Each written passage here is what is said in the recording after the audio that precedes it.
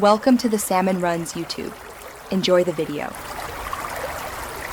Start by confirming legality and ownership of the Nokia C1 before unlocking.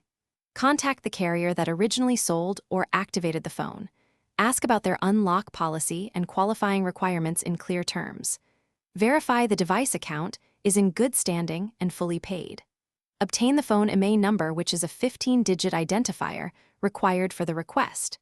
Note that unlocking by unauthorized tools can void warranty and break service contracts. Always prefer carrier or manufacturer. Power on the Nokia C1 and dial *#06# to display the IMEI number. Record the full 15-digit IMEI and keep the original account customer name ready. Prepare proof of purchase and the account phone number for the carrier.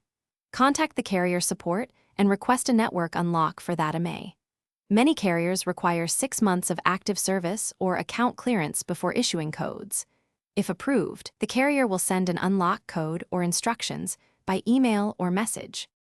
Power the phone off and insert a SIM from a different carrier to prompt the unlock request. Power the Nokia C1 on and wait for the network unlock code prompt to appear. Carefully enter the unlock code exactly as provided by the carrier or service. You typically have 10 attempts before the phone permanently rejects further codes. Proceed cautiously. After successful entry, reboot the phone and confirm voice and data on the new network. If issues persist, contact the carrier with the IMEI and code details. Thanks for watching. Consider subscribing if we helped you.